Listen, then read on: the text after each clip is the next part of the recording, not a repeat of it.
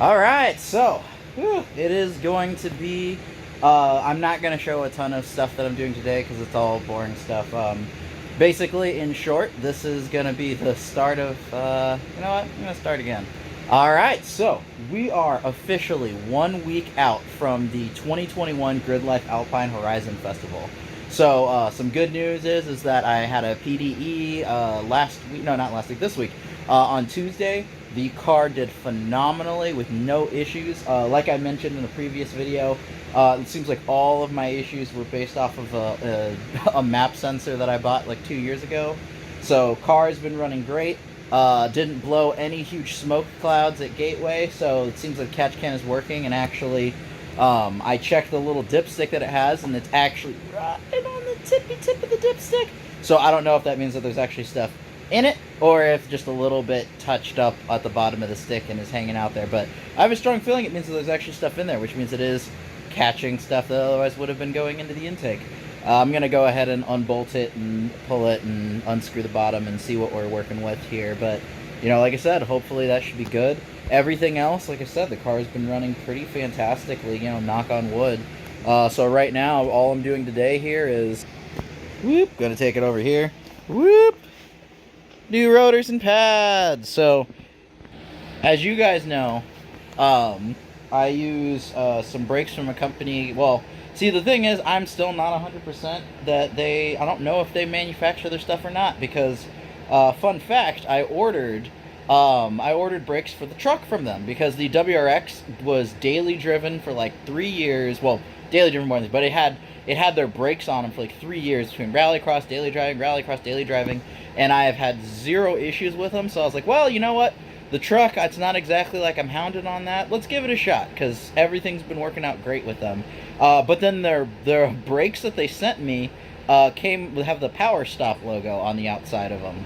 So I'm not sure, you know, it could just be a coincidence, could be a lot of things, but I don't know a lot about Brake Motive. I think there's a reason why they're only on eBay, and, you know, it's like, oh, eBay brakes, but like I said, dude, I'm not fast enough to reach the limit of these. Now, I will say, I have really started to notice the degradation in braking performance on these, but that's like after. Like, basically, I did a track day, I've done like 6 autocrosses, and I did a Gridlife, and I just really started to notice that they weren't quite what they used to be a little bit after the National Corvette Museum. So it's like, again, for 150 bucks for rotors and pads, like across the board, it makes it so much cheaper to turn laps. And like I said, I literally replace these like 3 to 4 times a year. I've never gotten any cracks. Like, here, I'll show you on the replaced. So obviously, you know, discoloration is completely normal, but as you can see, there's no cracks coming out of the drilled parts. There's no weird stuff. The zinc coating held up, so this didn't get all gross looking. There's like the smallest iota of a lip starting to develop, but that's literally that's how brake rotors work. And that honestly could have even been there. You know what? Let's take a look. Let's feel. Oops. Yeah, so there is a little bit of a lip that developed. Oh, I guess that's a front rotor. Yeah, so a little bit. And that's, again, the nature of track driving, honestly. So, right now, we're just swapping out the brakes. We're doing a full fluid flush. The magnetic drain plugs that I installed a while back, they tell me a fantastic story. You know, there's smallest bit of material on the engine one, and honestly, that's completely normal because the motor still only has like less than 10,000 miles on it. So a lot of that's just brake. And honestly, a lot of that stuff was stuff that was probably just hanging out in the pan until I pulled it and replaced all of that stuff and put in the magnetic drain bolt. So those drain bolts are working great. I would show them to you, but right now I'm still using my phone because I still haven't charged my actual GoPros or anything like that. So I don't want to have to clean my hands, grab my phone, clean my hands, so yeah, but like I said, they did catch a little bit of material. But overall, everything just is a clean bill of health. So, like I said, next thing you're going to be seeing is, you know, the actual the vlog of us going there and all of the other stuff, because I don't have anything cool to show you. It's just basic stuff getting prepped for a track day, or rather for actual track battle. So yeah, I'll see you on the next slide. Next slide, whatever.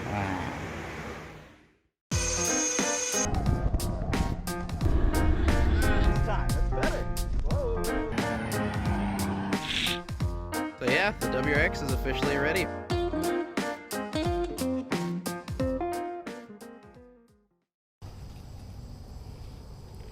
God, I know this is gonna look awful because this camera does not do super well in low light, but you know, in the very least you guys can hear me. So anywho, good morning. Today is officially the big day. Ooh, I knew I was gonna forget something. I gotta grab those. So today we are heading out to good old Colorado Springs to compete in Gridlife. So right now, it is just me right now this morning. We're gonna be picking up some more people. We're actually gonna be convoying with a few people who are going there for the showcase. So we're gonna meet up at a gas station in Wentzville. So like I said, you can't see me worth a damn right now because it's so dark. But you'll get more updates once the sun comes up because it is the butt crack of dawn. It is 4:54. Yeah, so I'm supposed to leave here in 6 minutes. And then we'll start on our little journey. So, you know, see you on the next update. Alright, so we have officially hit our first stop. Well, we had to stop for gas and then we had a kerfuffle, but we're now picking up Jason, doing bathroom breaks, and hey, there they come. You can't see them way over there.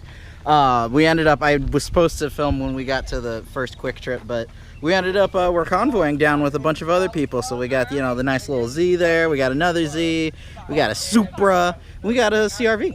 Or, yeah, CRV. Yep. So, anywho, so far things have been going okay.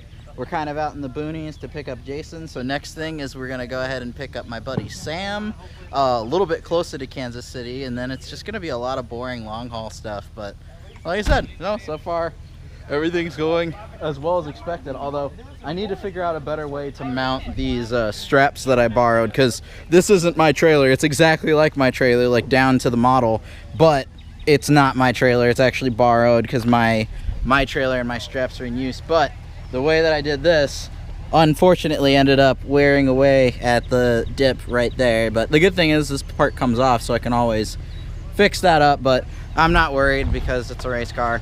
But yeah, so like I said, I'm gonna go ahead. Oh, that's right, I need to get my zip ties back, but we're gonna head out here in just a minute. Actually, here, you hold the camera so I don't look irresponsible. There you go. See, now I'm so much more responsible since I'm not holding the camera in my hands in my automatic truck. Anyway, all right, so we are officially on our way. The posse has broken up because the rest of the guys, they just wanted to madball their way down this. You know, they'll probably get there an hour and a half to 2 hours sooner than us, but I'm running super, like, I actually feel great right now, but I will not feel great in like 6 hours. So basically, long story short is I'm replacing sleep with food. So I'm making sure we're gonna stop for lunch here in probably about an hour and a half, an hour 4 minutes actually. So we're gonna stop for food, then we're gonna continue along our little path. And yeah, like I said, there's really honestly not that much more to talk about. Sam has joined our crew for this event. He's sitting there in the back. Say hi, Sam. Extremely excited to join. Yeah, he's gonna be helping us keep the car on track. You know, I'm not gonna say it out loud because I'm gonna be superstitious about it. But long story short is so far, I think that the car will be content to run some laps. And you know, like I said, right now, I think with what I've learned over the past year or so of driving the car as a wide-bodied car, and the fact that I know this track and it's a Roval, the new seat for comfort purposes, and the fact that we're running like real tires instead of Chinese tires, I think that all those things together, I will be severely frustrated with myself if we don't see a 106 this weekend. And my goal is to see a 104 because there is the person I know who is faster than me can do a 104 in a slightly lesser equipped S2000. So if I can't do that, then I freaking suck. But like I said, I got to a point where I was getting greedy and I was starting to get sideways at the track like last time. So it should be like after 1 or 2 sessions, I think I'll be comfortable with everything and it'll all start coming back. So like I said, fresh brakes, fresh tires. It's gonna be it's gonna be fun. But for now, we've got, you know, 8 hours of open road, and most of that is going to be driving through the literal middle of nowhere. One of our fuel stops is like, it's like a shed with 2 gas pumps outside. So hopefully that works out, because that was like the only gas station I could find, you know, anywhere in that perimeter. But the other thing too is, I will say, we're doing slightly better average MPG than I was expecting. We're actually getting right at around 12. So we may be able to go a bit further without fueling up, but we'll see. Either way, I'm gonna shut up now. Next thing you'll see, we'll be at a PPIR. Bye. Or me. Alright, so quick update. We're officially, I don't even know how many hours in now. Aren't we like 6 or we're like 7 hours in? Too many. Yeah, we're somewhere. We've got like 6 hours to go, I think. No. We have 4 hours to go before we're supposed to arrive in Colorado Springs. But basically, we just wanted. I just realized we're gonna. Oh, no, never mind. Don't worry. There's more corn. I was worried we were out of corn. No, there's plenty of corn. Literally corn as far as the eye can see. Welcome to Kansas. This has been because it's like, at least last year, when I was in the S2000, it was like I was in the S2000, so it kind of kept my body alive. But now that I'm in the comfort of the truck, driving along, like, legit was nodding off. Like, this is just so flat, so boring. You can't stop her. She cannot be stopped. But like, wow. For those of you guys who live in Kansas and love Kansas, God bless you. But this is definitely, like, there's a lot of flatness. Although, I mean, I guess, yeah, all the spots where they've tilled the field, that'd be fun to go do some, like, rally and stuff. Just go woo, and be done. But yeah, anyway, like I said, so far, fun updates. Did not have, so I tried to do the tie-down straps the way I wanted to, and they did not hold very well. One of them actually came mostly loose. It's not like the car went anywhere, it slid through other straps. And it dug into the plasti dip on my quarters in different spots, so that was nice. I'll show you guys what that looks like at some other point. But, so anyway, we've got them set up the way I didn't want to have them set up, which is where one of the straps goes down onto the tent stakes. So that's good, but it means now I get to re-plasti dip some parts. But luckily, the only parts that got messed up were the parts that are removable, so it won't be a big old deal to get it all re-plasti dipped. It'll be gross because the fenders haven't come off in forever, but, you know, anywho, you know, we're a little way past the halfway point, so looking forward to pulling up to good old Alpine once we'll be pulling up once the sun is long set, but the party will start soon. It'll start soon. Alright, so,